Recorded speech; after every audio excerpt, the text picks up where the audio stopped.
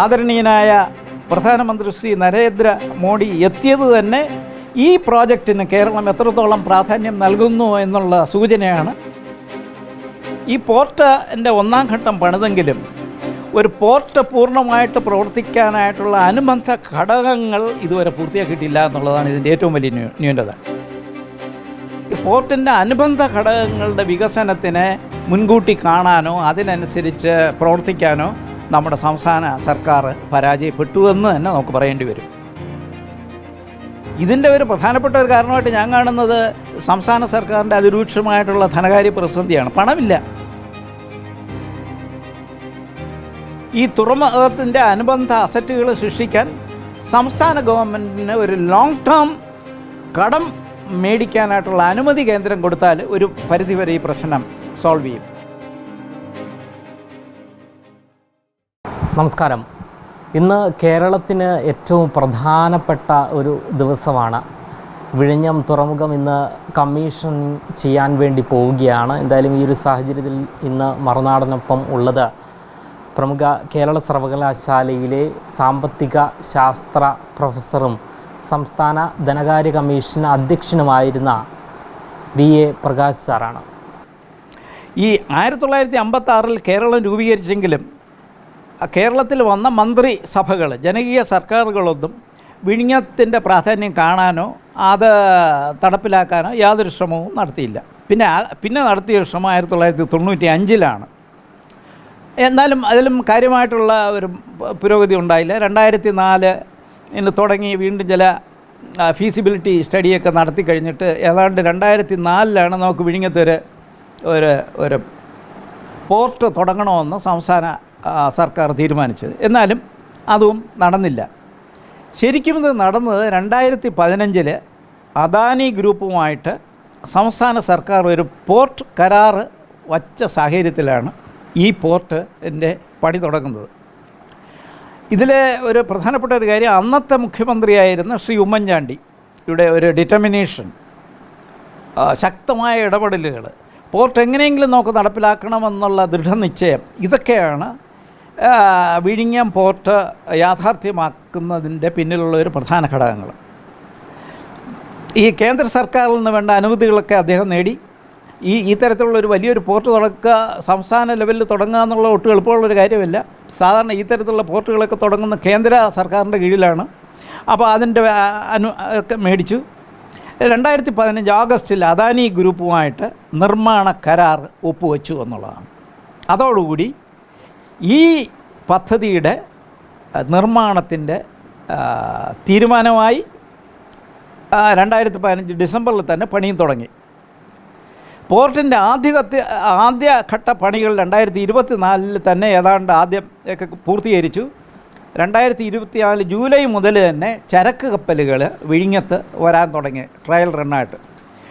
ചരക്ക് കപ്പലെന്ന് പറഞ്ഞാൽ ചെറിയ കപ്പലുകളൊന്നുമല്ല, വലിയ വലിയ കപ്പലുകളും വിഴിഞ്ഞത്ത് വരാൻ തുടങ്ങി.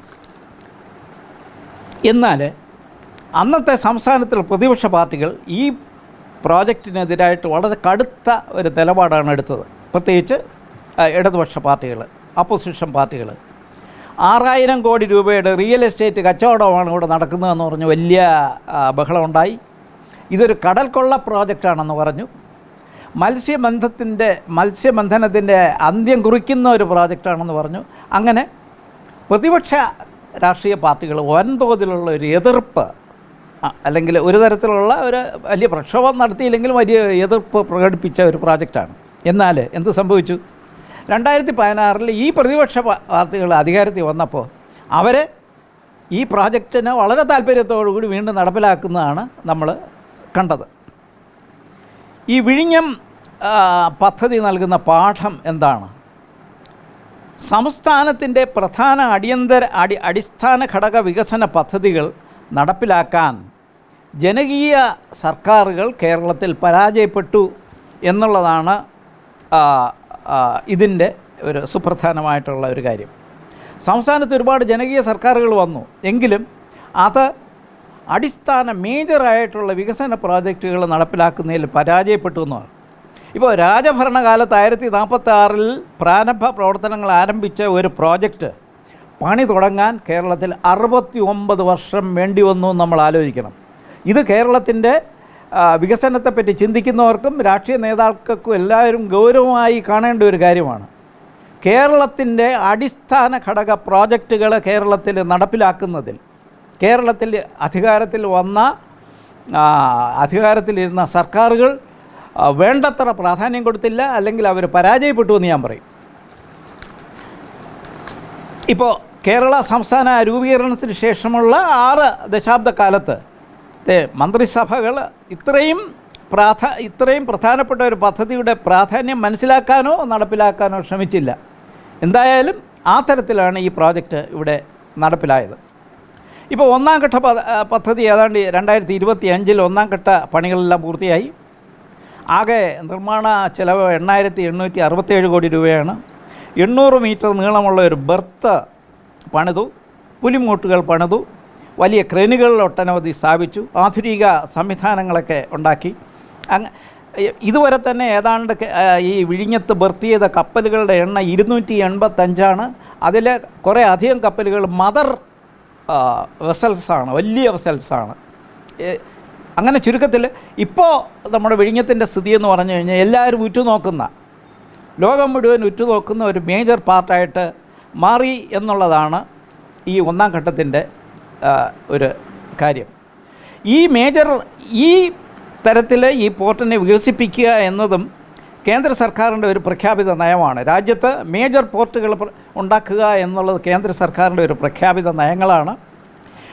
വിഴിഞ്ഞം പ്രോജക്റ്റിൻ്റെ പൂർത്തീകരണത്തിനും വേണ്ട സഹായങ്ങളും അനുമതികളും കേന്ദ്ര സർക്കാർ നൽകി. അത് വളരെ സുപ്രധാനമാണ്. പദ്ധതിയുടെ ഉദ്ഘാടനത്തിന് ആദരണീയനായ പ്രധാനമന്ത്രി ശ്രീ നരേന്ദ്ര മോദി എത്തിയത് തന്നെ ഈ പ്രോജക്റ്റിന് കേരളം എത്രത്തോളം പ്രാധാന്യം നൽകുന്നു എന്നുള്ള സൂചനയാണ്. തീർച്ചയായിട്ടും കേന്ദ്രത്തിൻ്റെ തുടർച്ചയായിട്ടുള്ള സഹായവും സഹകരണവും ഈ പ്രോജക്റ്റിനുണ്ടായിരുന്നു എന്നുള്ളതും വളരെ ശ്രദ്ധേയമായ ഒരു കാര്യമാണ്. ഇനി നമുക്ക് അടുത്ത രണ്ടാം ഘട്ട പദ്ധതിയിലേക്ക് നമുക്ക് കടക്കാം. പോർട്ടിൻ്റെ വിപുലീകരണമാണ് രണ്ടാമത്തെ പ്രോജക്റ്റ്, രണ്ടാമത്തെ ഘട്ടത്തിൽ നടക്കാൻ പോകുന്നത്. ഏതാണ്ട് 9,000 കോടി രൂപയുടെ മുതൽ മുടക്കാണ് അതിൽ പ്രതീക്ഷിക്കുന്നത്. പക്ഷേ ഈ മുതൽ മുടക്ക് മുഴുവനും അദാനി ഗ്രൂപ്പാണ് ചെയ്യുന്നത്. അതിന് സംസ്ഥാനത്തിന് ബാധ്യതയില്ല എന്നുള്ളൊരു പ്രത്യേകതയുണ്ട്. 2028 തന്നെ രണ്ടാം ഘട്ടം പൂർത്തിയാക്കാനാണ് ഇപ്പോൾ ലക്ഷ്യമിടുന്നത്. അതും നല്ല ഒരു ലക്ഷ്യമാണ്. പിന്നെ ഇപ്പോൾ ഉള്ള ചില പ്രശ്നങ്ങൾ എന്താണ്? ഈ പോർട്ടുമായിട്ട് ബന്ധപ്പെട്ട പ്രശ്നങ്ങൾ. ഈ പോർട്ടിൻ്റെ ഒന്നാം ഘട്ടം പണിതെങ്കിലും ഒരു പോർട്ട് പൂർണ്ണമായിട്ട് പ്രവർത്തിക്കാനായിട്ടുള്ള അനുബന്ധ ഘടകങ്ങൾ ഇതുവരെ പൂർത്തിയാക്കിയിട്ടില്ല എന്നുള്ളതാണ് ഇതിൻ്റെ ഏറ്റവും വലിയ ന്യൂനത. അതായത് വിഴിഞ്ഞം പോർട്ടിൽ നിന്ന് ഏതാണ്ട് 10 കിലോമീറ്റർ അകലെയുള്ള ബാലരാപുരം റെയിൽവേ ലൈൻ അതുമായിട്ട് ബന്ധപ്പെടുത്തുക. അല്ലാതെ ഈ പോർട്ടിന് പ്രവർത്തിക്കാനൊക്കില്ല. നമ്മൾ കണ്ടെയ്നറെല്ലാം കൊണ്ടുപോകണമെങ്കിൽ ഈ ട്രെയിൻ വഴിയെ കൊണ്ടുപോകാനൊക്കും. ഈ വിഴിഞ്ഞം പ്രോജക്റ്റ് അനുസരിച്ച് ഈ പോർട്ടിൻ്റെ ആദ്യ ഘട്ടം പൂർത്തിയാകുമ്പോൾ തന്നെ ഇതും പൂർത്തിയാക്കേണ്ടതായിരുന്നു. പക്ഷേ പൂർത്തിയാക്കി, അതായത് 2021 തന്നെ റെയിൽപാതയും പൂർത്തിയാക്കേണ്ടതായിരുന്നു. പക്ഷേ ആ മേഖലയിൽ നമുക്ക് മുന്നോട്ട് പോകാൻ കഴിഞ്ഞില്ല എന്നുള്ളതാണ്. അത് വലിയൊരു വീഴ്ചയാണ്. നിങ്ങൾ വലിയൊരു പോർട്ട് പണിതു, പക്ഷേ അവിടെ നിന്ന് കണ്ടെയ്നർ കൊണ്ടുപോകാനായിട്ടുള്ള റെയിൽവേ ലൈൻ പണിയുന്നില്ല, നെറ്റ്വർക്ക് പണിയുന്നില്ല എന്ന് പറഞ്ഞാൽ അതൊക്കെ നേരത്തെ പ്ലാനിലുണ്ടായിരുന്നതാണ്. പക്ഷേ ഇതുവരെ നമുക്കത് നടത്താൻ കഴിഞ്ഞില്ല. ഇത് വലിയൊരു പ്രശ്നമാണ്. പിന്നെ വേറൊരു കാര്യം, ഈ തിരുവനന്തപുരം നഗരത്തിൻ്റെ ചുറ്റുമുള്ള വിഴിഞ്ഞം നവായിക്കുളം ഒരു റിംഗ് റോഡ് ഈ പ്രോജക്റ്റിൻ്റെ ഒരു ഇതായിട്ട് പണിയുന്നുണ്ട്. കാരണം ഈ വിഴിഞ്ഞം തിരുവനന്തപുരം ജില്ല മുതൽ കൊല്ലം ജില്ല വരെയുള്ള പ്രദേശങ്ങളിൽ വലിയൊരു റോഡ് വരികയും അതോടൊപ്പം തന്നെ ഒരുപാട് തരത്തിലുള്ള എക്കണോമിക് ആക്ടിവിറ്റീസ്, വ്യവസായം അല്ലെങ്കിൽ മറ്റ് പലതരത്തിലുള്ള സാധ്യതകൾ ഉണ്ടാക്കാൻ വേണ്ടിയാണ് ഈ തരത്തിലുള്ള റിംഗ് റോഡ് പണിയുന്നത്. പക്ഷേ അതിൻ്റെ കാര്യത്തിൽ എന്താണ്, അതിൻ്റെ ഒരു സർവേ നടത്തി 2023 അതിൻ്റെ പ്ലാനൊക്കെ പൂർത്തിയായി. എങ്കിലും ഏതാണ്ട് 10-11 വില്ലേജുകളിൽ നിന്ന് 100 ഹെക്ടർ ഭൂമി രേഖകളൊക്കെ ഭൂ ഉടമകളിൽ നിന്ന് വാങ്ങുകയൊക്കെ ചെയ്തുവെങ്കിലും ഇതുവരെ അവർക്ക് പണം കൊടുക്കാൻ കഴിഞ്ഞില്ല എന്നുള്ളതാണ്. അത് വലിയൊരു പ്രശ്നമായിട്ട് മാറിയിരിക്കുന്നു. അതുകൊണ്ട് ഈ ഭൂമി വിട്ടുകൊടുത്ത 100 കണക്കിന് ആളുകൾ വലിയ പ്രതിസന്ധിയിലായി. കാരണം അവർ ഈ ഭൂമി വിട്ടുകൊടുത്തിട്ട് അവർ പുതിയ വീട് പണിയണമെന്നോ അല്ലെങ്കിൽ മാറി താമസിക്കണമെന്നോ ഇതിനു വേണ്ടിയുള്ള തയ്യാറെടുപ്പൊക്കെ നടത്തി ആർക്കും പണം കിട്ടാത്ത ഒരു ഒരു വലിയൊരു ഒരു പ്രശ്നം അവിടെ നിലനിൽക്കുന്നു. ആ മേഖലയിലും ഈ പ്രോജക്റ്റ് എൻ്റെ ലക്ഷ്യമനുസരിച്ച് നീങ്ങാൻ കഴിഞ്ഞില്ല. മൂന്നാമതൊരു കാര്യം, അതായത് ഇപ്പോഴുള്ള പോർട്ടിൽ നിന്ന് ഏതാണ്ട് 2 കിലോമീറ്റർ ദൂരം വലിയൊരു റോഡ് കണക്ട് ദേശീയപാതയുമായിട്ട് കണക്ട് ചെയ്യാനായിട്ട് പണിയേണ്ടതുണ്ട്. സാധാരണ റോഡ് പോരാ, അത് പ്രത്യേക തരത്തിലുള്ള വലിയ റോഡാണ് പണിയേണ്ടത്. പക്ഷേ അതും ഇതുവരെ പൂർത്തിയാക്കാൻ കഴിഞ്ഞിട്ടില്ല എന്നുള്ളതാണ്. അപ്പോൾ അതോടൊപ്പം തന്നെ ഈ പോർട്ടുമായി ബന്ധപ്പെട്ട മറ്റ് ചില അടിസ്ഥാന ഘടകങ്ങൾ, പ്രത്യേകിച്ച് സീ ഫുഡ് പാർക്ക്, ഇനിയും ഒരു വിഴിഞ്ഞം ഫിഷിംഗ് ഹാർബറിൻ്റെ എക്സ്പാൻഷനുണ്ട്, അങ്ങനെയൊക്കെയുള്ള കാര്യങ്ങളിലേക്കും. അപ്പോൾ ഈ വലിയ മേജറായിട്ടുള്ള ഈ പോർട്ടിൻ്റെ അനുബന്ധ ഘടകമായിട്ട് വിഴിഞ്ഞത്ത് പണിയേണ്ട കാര്യങ്ങളിലേക്കും അതൊന്നും ഈ 1-ാം ഘട്ടം കഴിഞ്ഞിട്ടും പൂർത്തീകരിക്കാൻ കഴിഞ്ഞിട്ടില്ല എന്നുള്ളതാണ് ഇപ്പോൾ ഈ വിഴിഞ്ഞം പ്രോജക്റ്റ് നേരിടുന്ന ഏറ്റവും വലിയ പ്രതിസന്ധി. അതുപോലെ എന്താണ്, നിങ്ങൾക്കിപ്പോൾ ആർക്കും ഇപ്പോൾ നമ്മുടെ ഈ പ്രദേശത്തുള്ള ഒരു വ്യവസായിക്കോ ആർക്കെങ്കിലും ഒരു കണ്ടെയ്നർ വഴി വിഴിഞ്ഞത്തുനിന്ന് സാധനം അയക്കാനൊക്കില്ല, അല്ലെങ്കിൽ ഒരു കണ്ടെയ്നർ വഴി കൊണ്ടുവരാനൊക്കില്ല. ഇപ്പോൾ നടന്നുകൊണ്ടിരിക്കുന്നതെന്ന് പറഞ്ഞു കഴിഞ്ഞാൽ മദർഷിപ്പിൽ വലിയ 100 കണക്കിന് 1000 കണക്കിന് കണ്ടെയ്നർ വരുന്നു, അത് വിഴിഞ്ഞത്ത് ഇറക്കി വയ്ക്കുന്നു, എന്നിട്ട് വീണ്ടും ചെറിയ ഷിപ്പുകളിൽ വന്ന് കയറ്റിക്കൊണ്ട് പോകുന്നു. അത് മാത്രമേ നടക്കുന്നുള്ളൂ. അല്ലാതെ ഈ പോർട്ടിൻ്റെ വലിയ ഈ പ്രവർത്തനം മൂലം നാട്ടിലുള്ളവർക്കും നമ്മുടെ പ്രാദേശിക വ്യവസായികൾക്കും കയറ്റുമതിക്കാർക്കും ഒരു ആനുകൂല്യം കിട്ടുന്ന, അല്ലെങ്കിൽ അവർക്കൊരു ഗുണം ഉണ്ടാകാത്തൊരു സ്ഥിതിയാണ്. ആ നിലയിലേക്ക് എത്തിയാൽ മാത്രമേ ഈ പോർട്ടിൻ്റെ ഗുണം നാട്ടുകാർക്കും അല്ലെങ്കിൽ ഈ പ്രദേശവാസികൾക്കും കിട്ടുള്ളൂ. എനിക്ക് തോന്നുന്നത് ഈ പോർട്ടിൻ്റെ ഒരു കവറേജ് എന്ന് പറഞ്ഞാൽ തിരുവനന്തപുരം, കൊല്ലം ജില്ല, കന്യാകുമാരി ജില്ല, അതോടൊപ്പം തന്നെ തമിഴ്നാടിൻ്റെ മറ്റ് ജില്ലകളിൽ, തമിഴ്നാട്ടിലാണല്ലോ കൂടുതൽ ഉൽപ്പന്നങ്ങൾ ഉൽപ്പാദിപ്പിക്കുന്നത്, വ്യാവസായിക ഉൽപ്പന്നങ്ങളും തുണികളും മറ്റും ഉൽപ്പാദിപ്പിക്കുന്നത് തമിഴ്നാട്ടിൽ ആണ്. അവിടെ നിന്ന് അവർക്ക് ഏറ്റവും എളുപ്പം എത്തിക്കാവുന്ന ഒരു മേജർ പോർട്ട് വിഴിഞ്ഞമാണ്.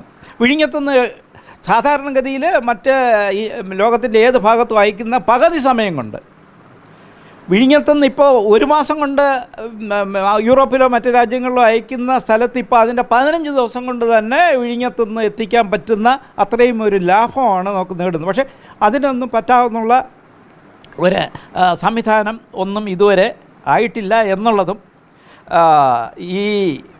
ഈ പോർട്ടിൻ്റെ ഏറ്റവും വലിയ ഒരു ന്യൂനതയായിട്ട് നമുക്ക് കാണാം. അപ്പോൾ ചുരുക്കത്തിൽ ഒരു പോർട്ടിൻ്റെ അനുബന്ധ ഘടകങ്ങളുടെ വികസനത്തിനെ മുൻകൂട്ടി കാണാനോ അതിനനുസരിച്ച് പ്രവർത്തിക്കാനോ നമ്മുടെ സംസ്ഥാന സർക്കാർ പരാജയപ്പെട്ടു എന്ന് തന്നെ നമുക്ക് പറയേണ്ടി വരും. പിന്നെ ഇതിൻ്റെ ഒരു പ്രധാനപ്പെട്ട ഒരു കാരണമായിട്ട് ഞാൻ കാണുന്നത് സംസ്ഥാന സർക്കാരിൻ്റെ അതിരൂക്ഷമായിട്ടുള്ള ധനകാര്യ പ്രതിസന്ധിയാണ്. പണമില്ല. അതായത് രൂക്ഷമായിട്ടുള്ള ധനപ്രതിസന്ധിയും കടക്കണിയുമാണ്. കഷ്ടിച്ച് ശമ്പളവും പെൻഷനും കൊടുത്തു കഴിഞ്ഞ് വേറൊന്നിനും പണമില്ലാത്ത വളരെ മോശമായിട്ടുള്ള തുടർച്ചയായിട്ടുള്ള രൂക്ഷമായിട്ടുള്ള ധനകാര്യ പ്രതിസന്ധി, തകർച്ച, കടക്കിണിയിൽ കേരളം അകപ്പെട്ട് കിടക്കുന്നു എന്നുള്ളതാണ്. അപ്പോൾ ഈ സാഹചര്യത്തിലാണ് കേരളത്തിന് കാര്യമായിട്ട് മറ്റ് അനുബന്ധ സൗകര്യങ്ങളൊക്കെ ഉണ്ടാക്കാൻ കഴിയാത്തത്. അപ്പോൾ എനിക്ക് തോന്നുന്നത് ഈ പ്രോജക്റ്റ് കുറേ കൂടെ മുന്നോട്ട് പോകണമെങ്കിൽ തീർച്ചയായിട്ടും കേന്ദ്ര ഗവൺമെൻറ് കുറേ കൂടെ ഉള്ള ഒരു ലിബറലായിട്ടുള്ള ഒരു സഹായം വേണ്ടി വരും. പിന്നെ വേറൊരു കാര്യം ആവശ്യമായിട്ട് എനിക്ക് തോന്നിയിട്ടുള്ളതെന്ന് പറഞ്ഞു കഴിഞ്ഞാൽ, ഈ തുറമുഖത്തിൻ്റെ അനുബന്ധ അസറ്റുകൾ സൃഷ്ടിക്കാൻ സംസ്ഥാന ഗവൺമെൻറ്റിന് ഒരു ലോങ് ടേം കടം മേടിക്കാനായിട്ടുള്ള അനുമതി കേന്ദ്രം കൊടുത്താൽ ഒരു പരിധിവരെ ഈ പ്രശ്നം സോൾവ് ചെയ്യും. ഇപ്പോൾ 25 വർഷമോ 50 വർഷമോ പീരീഡിലുള്ള ഒരു കടം, പ്രത്യേകിച്ച് ഈ പർപ്പസിന് വേണ്ടി ഈ അനുബന്ധ ഘടകങ്ങളും മറ്റ് വികസനമായിട്ടുള്ള കാര്യങ്ങൾ നടത്താൻ വേണ്ടി കടമെടുക്കാനായിട്ടുള്ള ഒരു അനുമതി സംസ്ഥാന സർക്കാരിന് കൊടുത്താൽ തീർച്ചയായിട്ടും ഈ പ്രശ്നം ഒരു പരിധി വരെ പരിഹരിക്കാൻ കഴിയുമെന്നാണ് എനിക്ക് തോന്നുന്നത്. അല്ലാതെ ഇപ്പോൾ ഈ തരത്തിൽ, അല്ലെങ്കിൽ കേന്ദ്ര ഗവൺമെൻറ് എന്തെങ്കിലും വലിയ തോതിലുള്ള ഗ്രാൻറ്റ് കൊടുത്ത് സഹായിക്കണം. പിന്നെ ഈ തരത്തിലുള്ള കടമെടുപ്പ് സംസ്ഥാനത്തിൻ്റെ നിലവിലുള്ള കടമെടുപ്പ് പരിധിക്ക് പുറത്തായിരിക്കണം.